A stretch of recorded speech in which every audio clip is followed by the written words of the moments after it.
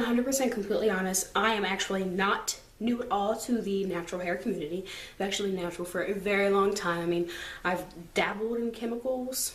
For instance, when I was 10, it was actually when I got my first relaxer. My brother was completely and totally against it, but I went to the beauty shop and he actually told the stylist not to put chemicals in my hair. She decided that she wanted to. Well, that didn't really go over too well for my brother. He was not happy. I think that they had some kind of a conversation afterwards that pretty much kind of really hurt her feelings. But I mean, the relaxer had already been done at that point. So I mean, essentially, so I had a relaxer from the time I was 10 to the time I was, I believe, 15. And, you know, I was pretty much actually the only person who was doing my hair. So when I quit going to the shop, I think I was about 11 or 12. I didn't go for very long. I was about 11 or 12 when I quit going to the shop, and I started doing my relaxers myself. I don't know what the heck I was doing. 12, 13, putting, you know, some creamy crack in my hair. Putting it everywhere, putting it all over here, and in the roots, already. Hey, it's already been relaxed. Let me go ahead and relax it again. Well, my hair didn't like that. It was breaking off. So by the time I think I was 16 is when I got my very last relaxer was when I was 16. I decided I'm not getting any more relaxers. I let my hair grow out, and honestly, I didn't really do too much of a transition. That's when I just started braiding my hair all the time. You never, ever, ever saw me without braids. But then I was introduced to a texturizer. So I did that. And when I had my texturizer in, when I was doing my texturizers, they were great. You know, my hair was, you know, it was all, I can actually fit my fingers through here without cutting them and without snagging. The texturizer was working great. Love the texturizer. And then when I was 17, maybe I was 18, my aunt asked me if she could do it for me. Well, I, at this point, I really didn't know any better. And I told her yes. She said, okay, well, I have some of my own, and then after I'm done with that one, then I'll use the one that you have. Yeah, two different chemicals in my hair at the same time. I don't know better. I wait till my mom didn't say it wasn't a good idea. My aunt went to cosmetology school. I thought she knew what the heck she was doing. I don't dang know. You know, I'm 17, 18 years old. Nobody's ever actually schooled me on chemicals. Don't put multiple in your hair at the same time. You would think that's common sense. And, you know, now that I'm older, of course, yeah, that probably should have been common sense, but it wasn't. I don't know. Unfortunately, common sense is not common to everybody. So I let her put hers in the back of my hair, back here, and that's when she'd finished it up. And then she had mine everywhere else. Washed the texturizer out, and the back of my hair was straight. I said, this wench done put a darn relaxer and then turn around and put a texturizer in my hair. I was livid, okay? So the back of my hair started breaking off. The front of my hair was actually growing pretty well, even though it had a texturizer in it. Texturizer is really the only chemical that's ever been okay with my hair. But by the time I was about 18 or 19, somewhere around there, I decided, you know what? I'm done. I don't want any more chemicals. I'm good. So then I just wore my hair natural. I wore afros a lot during that time. I really loved my afros, and I loved me some heat. Had the, you know, the, what is it? The pressing comb? Y'all know what the pressing comb is. But she left it on the stove too long one time, and then put it in my hair right after she got it off the stove. And my hair broke off. It was literally, it broke off to right there. That's how long it was. I wasn't happy. I was livid, to say the least. So after that, I decided, okay, we're not going to do the pressing combs anymore. Let's just go back to the basics. My basics. Braids. That's, you know, I started braiding my hair with weave braids about the time I was 15. and then I just continued to do that. So I started back doing it again, and you know, it worked out very well for me.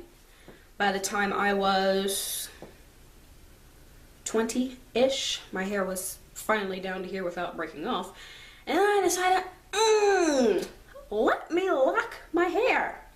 So I locked it. I loved it.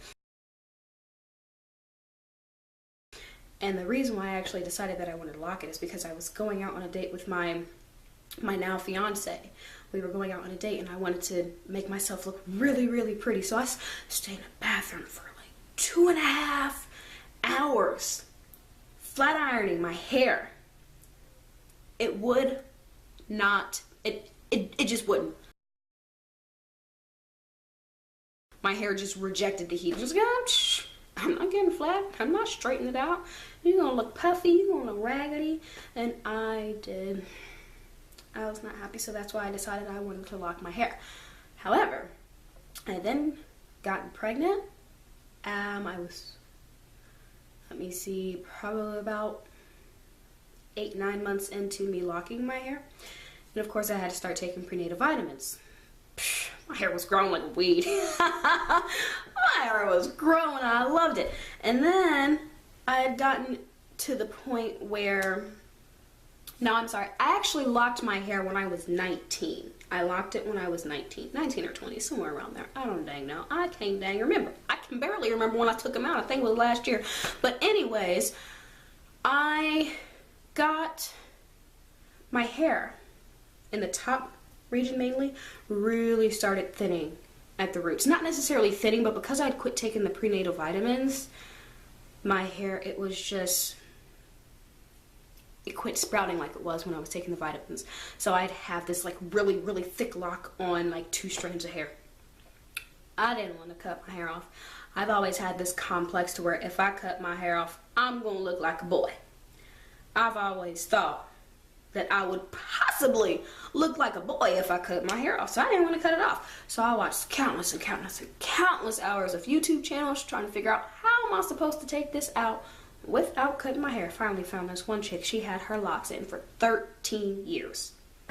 She said, you know what? I just take a whole bunch of, I just saturate it in water, soak it in the water, saturate it with a conditioner, and comb it out. So that's what I did. I loved the results. By the time I was finished combing my locks out, my hair was down here, Casey, down here. I was so happy. It was the longest my hair has ever been. And then I let my sister flat iron my hair.